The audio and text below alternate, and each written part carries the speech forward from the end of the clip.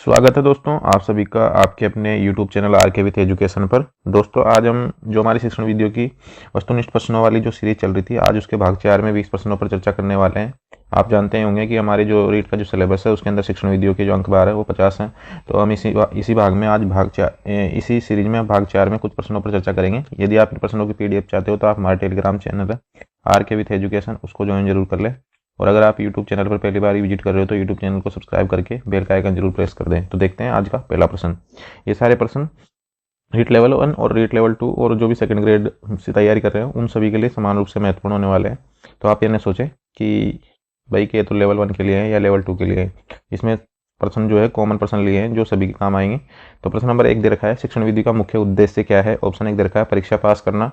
Option 2 दे रखा है विषय ज्ञान प्रदान करना। ऑप्शन 3 दे रखा है विद्यार्थियों का सर्वांगीण विकास करना। ऑप्शन 4 दे रखा है केवल जानकारी देना। तो मैंने पहले बताया कि शिक्षण विधियों के जो प्रश्न है उनको आप एलिमिनेट मेथड यानी कि ऑप्शन हटाओ विधि से भी आप इसको कर सकते हो। तो जो भी संकीर्ण जो मानसिकता लिए वाले जो ऑप्शन है वो हमारे आंसर नहीं हो सकते। जो मतलब अच्छी व्यापक मानसिकता है वो वाले जो आंसर है यानी पॉजिटिविटी की ओर हमको ले जाते हैं वो वाले इसके अंदर आंसर सही होते हैं। तो परीक्षा पास करना ये नहीं हो सकता, विषय ज्ञान प्रदान करना ये नहीं हो सकता, केवल वाले होते ही नहीं है।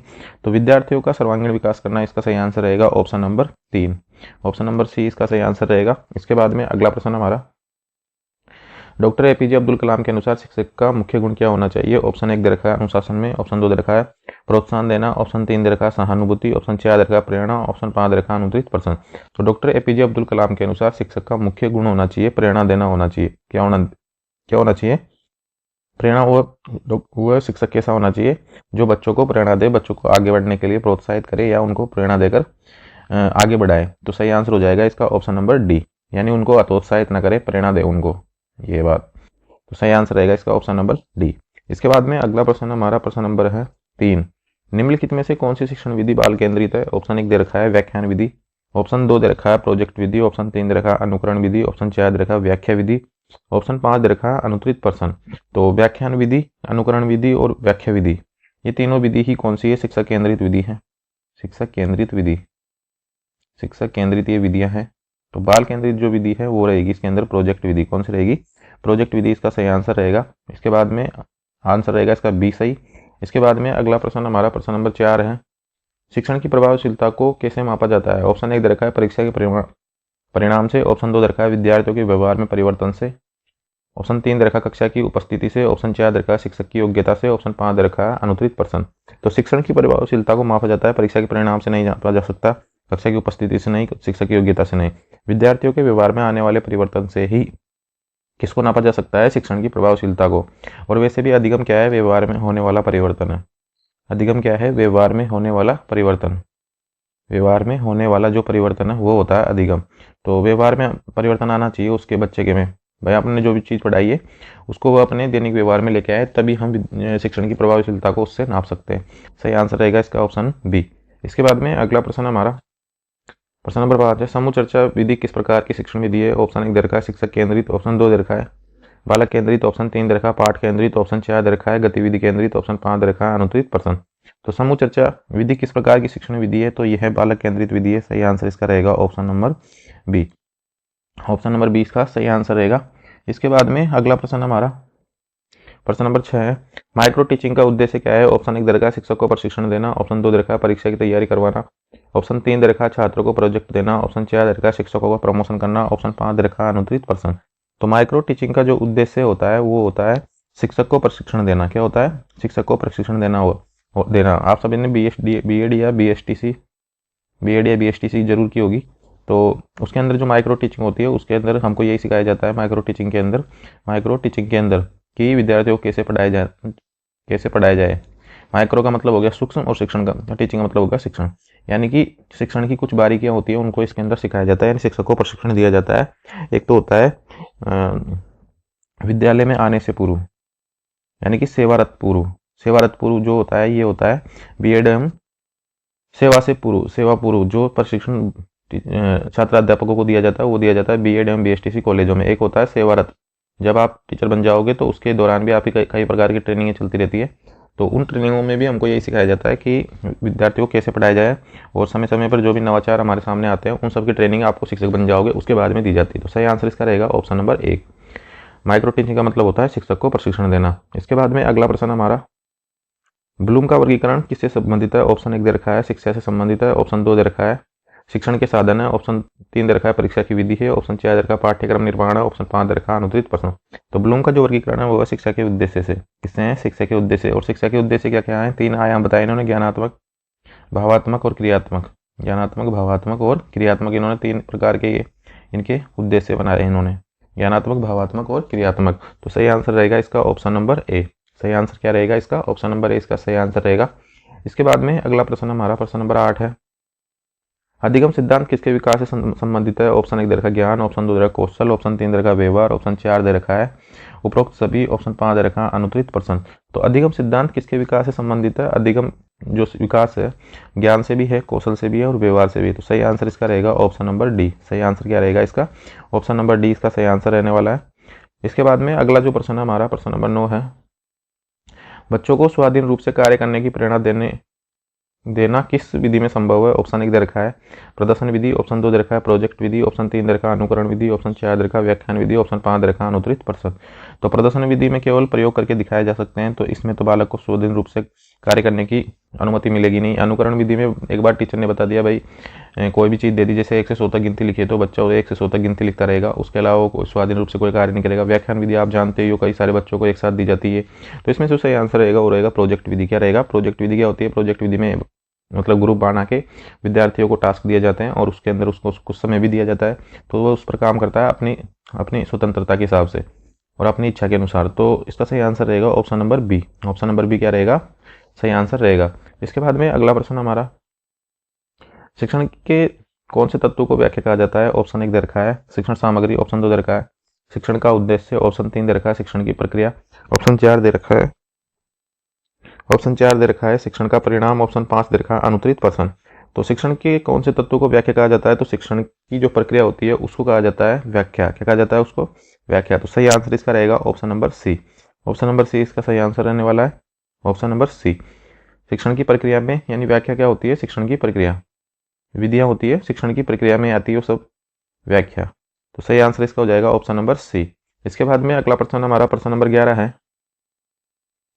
अधिगम में अनुभव का महत्व किसने दिया? ऑप्शन 1 दे रखा है पियाजे, ऑप्शन 2 दे रखा है ब्रुनर, ऑप्शन 3 दे रखा है डेविड आसुबेल, ऑप्शन 4 दे रखा है जॉन डीवी, ऑप्शन 5 दे रखा है अनुत्तरित प्रश्न। तो इस प्रश्न का जो आंसर एग्जाम में माना है वो तो माना है जॉन डीवी, लेकिन पियाजे ने भी अनुभव की बात की है, लेकिन क्या करें एग्जाम में तो इसका क्या माना है? डी माना है। तो आप इसको भी तो डी मान के ही चलें, क्योंकि अनुभव के आधार पर बालक सीखता है, ये बात पियाजे ने भी कही है, लेकिन महत्व हो सकता है जॉन डीवी ने दिया हो। तो सही आंसर इसका डी माना है, तो ऑप्शन नंबर डी इसका सही आंसर रहेगा।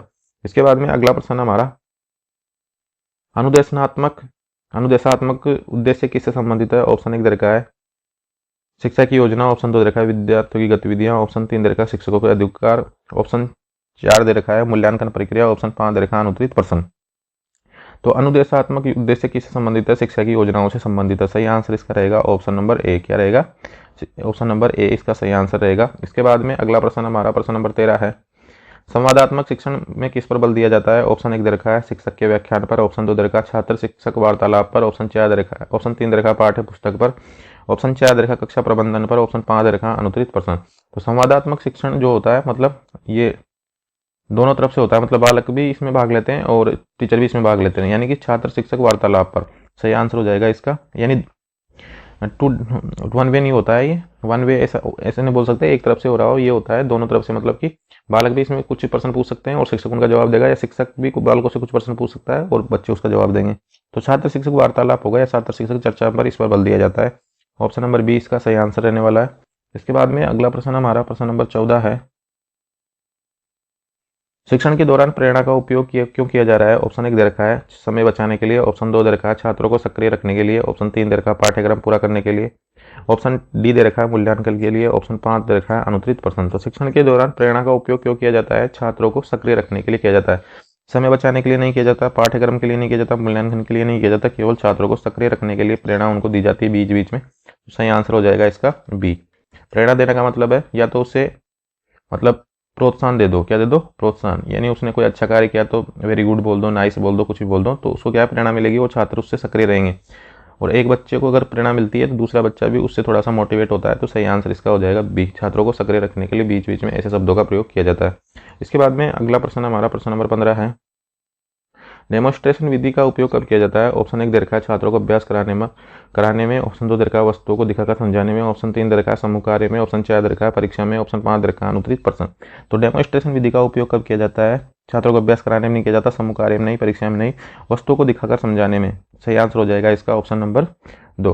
तो डेमोन्स्ट्रेशन जैसे कक्षा 8 में एक पार्ट दे रखा है घर्षण वाला, कक्षा 8 में है घर्षण का पार्ट, तो आप उसमें कुछ 2-3 प्रयोग दे रखा है, जैसे बॉक्स को खिसकाना हुआ, मेज को खिसकाना हुआ, इन चीज़ों को आप डेमोन्स्ट्रेशन विधि से पढ़ा सकते हो, यानी वस्तुओं को दिखाकर उनको समझा सकते हो। तो सही आंसर इसका हो जाएगा ऑप्शन नंबर बी। सही आंसर क्या रहेगा? ऑप्शन नंबर बी इसका सही आंसर रहेगा। इसके बाद में अगला प्रश्न है, प्रश्न नंबर 16 है, शिक्षण का मनोवैज्ञानिक आधार क्या है? ऑप्शन 1 दे रखा है विषय वस्तु, ऑप्शन 2 दे रखा है अधिगम सिद्धांत, ऑप्शन 3 दे रखा है पाठ्य योजना, ऑप्शन 4 दे रखा है कक्षा प्रबंधन, ऑप्शन 5 दे रखा है अनुत्तरित प्रश्न। तो शिक्षण का मनोवैज्ञानिक आधार क्या है? अधिगम के जो सिद्धांत है वो इसका मनोवैज्ञानिक आधार है। मनोवैज्ञानिक आधार क्या है? अधिगम सिद्धांत मनोवैज्ञानिक आधार है। सही आंसर इसका रहेगा ऑप्शन नंबर बी। सही आंसर क्या रहेगा? ऑप्शन नंबर बी इसका सही आंसर हो जाएगा। इसके बाद में अगला प्रश्न हमारा प्रश्न नंबर 17 है, शिक्षण को कला माना जाता है क्योंकि ये ऑप्शन 1 दे रखा है यह नियमित होता है, ऑप्शन 2 दे रखा है यह अभ्यास से बेहतर होता है, ऑप्शन 3 दे रखा है व्यक्तित्व पर निर्भर करता है, ऑप्शन 4 दे रखा है यह अनुकूलनशील होता है, ऑप्शन 5 दे रखा है अनुत्तरित प्रश्न। शिक्षण को कला माना जाता है क्योंकि यह नियमित होता है, ऑप्शन 2 दे रखा है प्रश्न काफी अच्छा है, यह अभ्यास से निर्भर करता है, ऑप्शन 4 दे रखा है व्यक्तित्व पर निर्भर करता है, ऑप्शन 5 4 दे रखा है अनुकूलनशील होता है। यानी कि प्रत्येक बच्चे के लिए शिक्षण को पढ़ाना अलग अलग होता है, यानी प्रत्येक बच्चे को जो शिक्षा कराना क्या होता है अलग अलग होता है, इसलिए क्या माना जाता है? इसको कला माना जाता है। शिक्षण को क्या माना जाता है? प्रत्येक बच्चे के लिए अनुकूल होना पड़ता है, एक टीचर को अनुकूल उसके जैसा बनना पड़ता है। तो सही आंसर इसका हो जाएगा option number D. Option number D इसका सही आंसर रहेगा, ऑप्शन नंबर डी। शिक्षण को कला माना जाता है क्योंकि यह अनुकूलनशील होता है। इसके बाद में अगला प्रश्न हमारा प्रश्न नंबर 18 है, रचनात्मक शिक्षण विधि में मुख्य रूप से क्या सिखाया जाता है? ऑप्शन 1 दे रखा है रटना, ऑप्शन 2 दे रखा है समस्या समाधान, ऑप्शन 3 दे रखा है पाठ्य पुस्तक, ऑप्शन 4 दे रखा है लिखावट, ऑप्शन 5 दे रखा है अनुत्तरित प्रश्न। तो रचनात्मक शिक्षण विधि में मुख्य रूप से क्या सिखाया जाता है? रटना नहीं सिखाया जाता, पाठ्य पुस्तक नहीं सिखाई जाती, लिखावट नहीं बताई जाती, समस्या समाधान के बारे में उनको बताया जाता है। कोई समस्या अगर उनके सामने आ रही तो उसका समाधान वो किस प्रकार से करेंगे, या कोई पढ़ाई के अंदर कोई भी चीज़ है उनको एक समस्या के रूप में उनको दी जाती है और उनको सुलझाने के लिए उनको प्रेरित किया जाता है। तो ये होती है रचनात्मक शिक्षण विधियों में आती है समस्या समाधान विधि। सही आंसर इसका रहेगा बी। सही आंसर क्या रहेगा? बी। अभी ऐसा नहीं कि ये समस्या समाधान विधि केवल विज्ञान या गणित में उपयोगी है, ये हिंदी में भी उपयोगी है, सामाजिक में भी उपयोगी है, अंग्रेजी में भी है, सब में ये उपयोगी होती है। सही आंसर रहेगा इसका ऑप्शन नंबर बी। इसके बाद में अगला प्रश्न हमारा प्रश्न नंबर 19 है, वर्गीकृत शिक्षा का आधार क्या है? ऑप्शन 1 दे रखा है उम्र, ऑप्शन 2 दे रखा है योग्यता, ऑप्शन 3 दे रखा है विषय, ऑप्शन 4 दे रखा है स्थान, ऑप्शन 5 दे रखा है अनुत्तरित प्रश्न। तो वर्गीकृत शिक्षा का जो आधार है वो योग्यता माना गया है। सही आंसर रहेगा ऑप्शन नंबर बी। योग्यता के आधार पर ही हम बच्चों को, यानी कि जैसे कोई 6 पास कर लिया तो उसको 7 में भेजेंगे, तो यानी कि उसने क्लास 6 की पास करने की योग्यता है उसके पास में, इसलिए तो 7 में गया है। उम्र पे नहीं है, विषय पर नहीं है, स्थान पर नहीं है। तो सही आंसर इसका रहेगा ऑप्शन नंबर बी। इसके बाद में अगला प्रश्न हमारा प्रश्न नंबर 20 है, शिक्षक की गुणवत्ता का मापन किस प्रकार से किया जाता है? शिक्षण की गुणवत्ता का मापन किस प्रकार से किया जाता है? ऑप्शन 1 दे रखा है परीक्षा परिणाम से, ऑप्शन 2 दे रखा है व्यवहार में सुधार से, ऑप्शन 3 दे रखा है कक्षा में अनुशासन से, ऑप्शन 4 दे रखा है शिक्षण विधियों के उपयोग से, ऑप्शन 5 दे रखा है अनुत्तरित प्रश्न। तो शिक्षण की गुणवत्ता का जो मापन किया जाता है वो किस प्रकार से किया जाता है? व्यवहार में सुधार से ही मापन किया जा सकता है। सही आंसर हो जाएगा इसका option number B. Option number B इसका सही आंसर रहेगा, शिक्षण व्यवहार में सुधार से शिक्षण की गुणवत्ता का मापन किया जाता है व्यवहार में सुधार से। सही आंसर इसका हो जाएगा option number B. Option number B इसका सही आंसर रहेगा। इसके बाद में मैं आपको जो ब्लूम टेक्सोनोमी है उसके बारे में थोड़ा सा बता देता हूँ। ब्लूम टेक्सोनोमी इन्होंने कितना क्या क्या बताया ब्लूम टेक्सोनोमी के अंदर, तो कल भी ये प्रश्न था और आज भी हमारा ये प्रश्न आया, तो मैं इसके बारे में थोड़ा सा विस्तार से आपको बताऊंगा। तो मैं आपको एक नए पेज में इसको पूरा थोड़ा सा समझा देता हूँ कि ब्लूम टेक्सोनोमी आखिर है क्या। तो ब्लूम टेक्सोनोमी क्या है कि शिक्षण उद्देश्यों को तय करने की जो शिक्षण जो उद्देश्य है उनका वर्गीकरण ब्लूम ने कैसे प्रकार से किया है, तो ब्लूम टेक्सोनोमी है। इससे प्रश्न पत्रों का निर्माण किया जाता है। ब्लूम टेक्सोनोमी इसको बोलते हैं, ब्लूम टेक्सोनोमी। और उद्देश्यों का वर्गीकरण ये करती है, शिक्षण उद्देश्यों का वर्गीकरण। और बाद में इसका जो संशोधित रूप है उसका उपयोग हम ब्लूप्रिंट जो हमारे पेपर तैयार किया जाता है उसमें भी इसका उपयोग किया जाता है।